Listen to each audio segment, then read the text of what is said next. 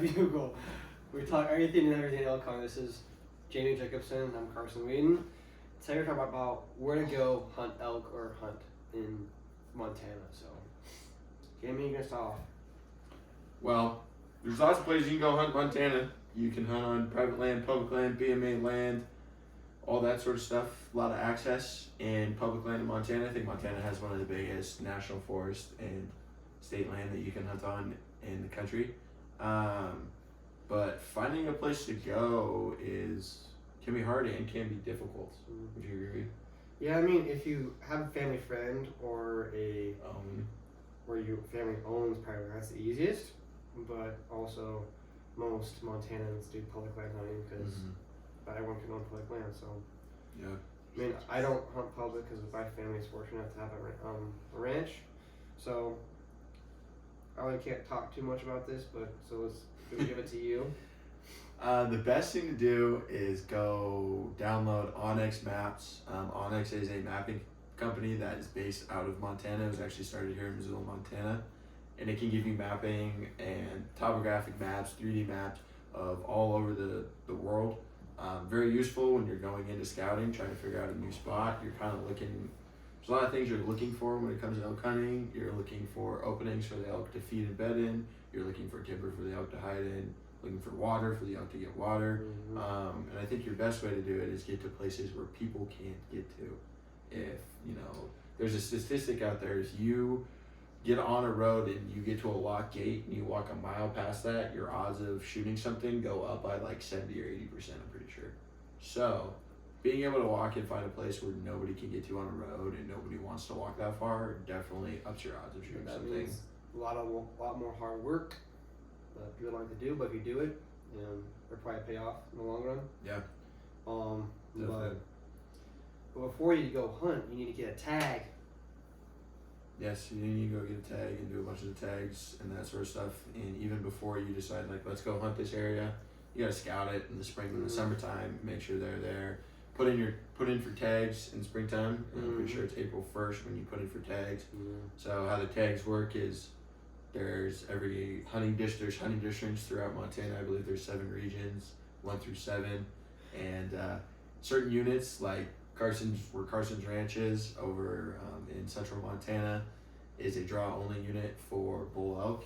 You can use a general on a cow, but other units you can just buy an over the counter tag and use it to shoot a cow or a bull. Yeah, but now Montana Fish and Game is transitioning from doing paper tags, printing tags for you to e-tags. So, I mean, I have paper tags.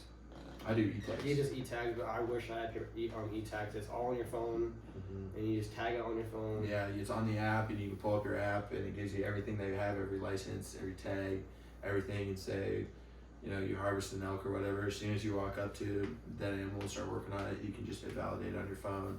You can download it on your phone, so you don't need service. So it makes it a lot easier to do it instead of having paper tags. Those paper tags fall off, get bloody, get scratched off to where you can't read it anymore. So and it's stressful, but you don't want to lose those things. And yeah, the odds of losing your phone is pretty low. But but yeah, I mean, if just western Montana, mountainous, eastern, central and east is flat. That's gonna have your central and east. It's your north central too. The high line and Havre. Anything east is like antelope. It's on flat, so there's a lot of antelope over there in central Montana. But elk is in the breaks. Elk's over here in the Rockies. Yeah. Down by Bozeman, there's deer everywhere. It's just all you gotta figure what you want to hunt first. Then look at the location where they live, where the highest success rate is, I guess. But I mean, that's all I really got to go in North Montana, I guess.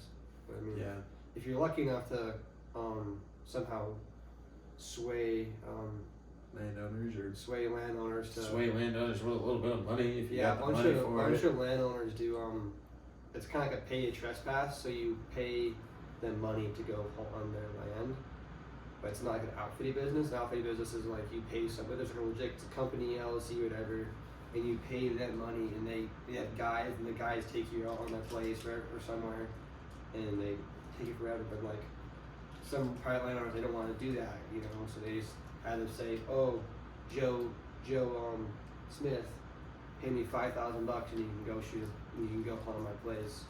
I don't feel I do that all the time, and people keep coming back every year for it, so you could do that, but I don't know how much they're gonna charge you, but. Yeah. Or someone they might ask for some meat. Ask for meat or ask for. I usually try. If I were to ask, I'd offer for help on their property. Offer to do that. Yeah. I mean, that's all we I think of for where to go in Montana. Yeah, there's elk. There's elk everywhere. I mean, we live in Missoula, and we could drive less than 15 minutes out of town and be in elk. I can see elk from my house up in the South Hills every single day. There's bulls and cows up there, and so there's elk everywhere in Montana. But you just got to find the places that you want to go and do the scouting, go in the spring, do your work, and figure out where those elk like to go and hang out. And in the summertime, and then hopefully when the fall hits and you have a bow in your hand, you get lucky enough that you've done enough scouting enough work that come across an elk and finish the job.